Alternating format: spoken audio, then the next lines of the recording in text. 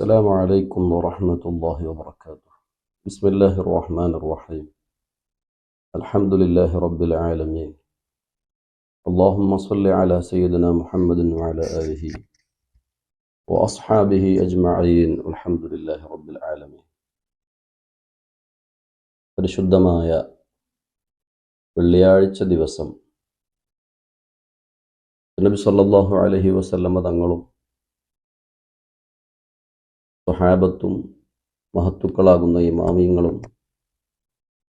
പൂർവ സൂരികളായ മഹാന്മാരുമെല്ലാം വളരെ ആദരവ് നൽകുകയും മുസ്ലിം ഉമ്മത്തിനെ വെള്ളിയാഴ്ച ദിവസത്തിൻ്റെ മഹത്വം പറഞ്ഞുകൊടുത്ത് വെള്ളിയാഴ്ചയെ നന്നായി വരവേൽക്കാൻ പഠിപ്പിക്കുകയും ചെയ്തവരാണ് നമ്മുടെ പൂർവികർ.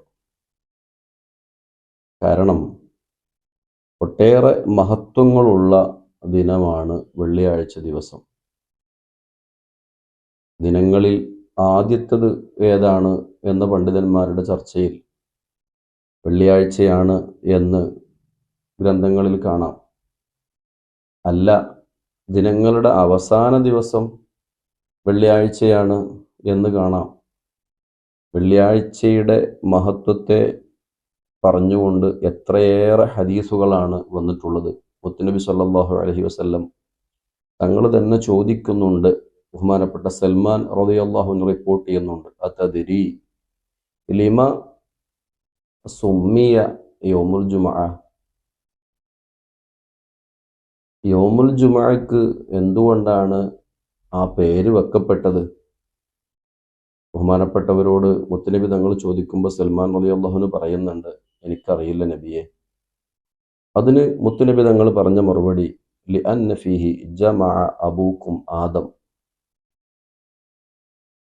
നിങ്ങളുടെ പിതാവ് ആദം നബി അലൈഹിസ്സലാം ആ ദിവസത്തിലാണ് ഒരുമിച്ച് കൂട്ടിയത്, സമ്മേളിപ്പിച്ചത് എന്ന അർത്ഥം വരുന്ന ഹദീസ്.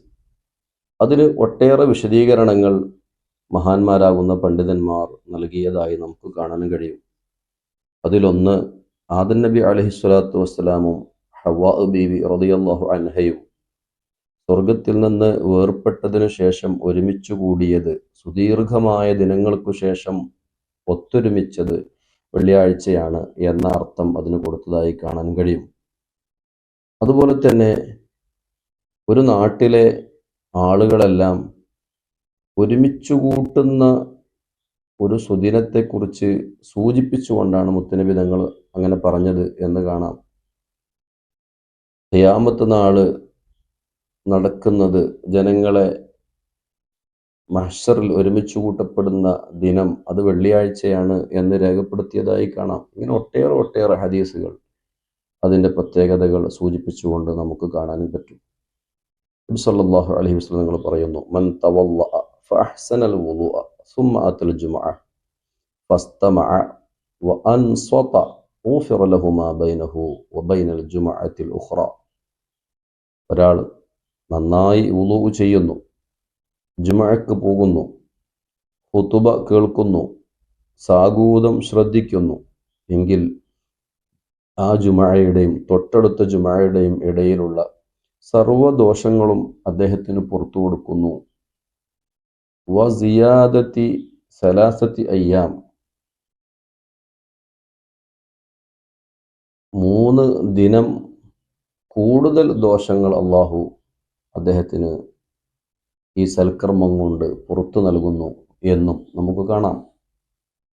ഇവിടെ ഒരു മനുഷ്യൻ്റെ ജീവിതത്തിൽ ഇങ്ങനെ ഉറപ്പ് പറഞ്ഞ, ഇങ്ങനെ നമുക്ക് സുരക്ഷിതത്വം നൽകിയ ഒട്ടേറെ ഹദീസുകൾ കാണാൻ പറ്റും. ഒരു നിസ്കാരത്തിന് ശേഷം, ഫർളായ നിസ്കാരത്തിന് ശേഷം തൊട്ടടുത്ത ഫർളായ നിസ്കാരം വരെയുള്ള ചെറിയ ദോഷങ്ങളൊക്കെ അയാൾക്ക് പുറത്തു നൽകും എന്ന് ഹദീസിൽ കാണാം.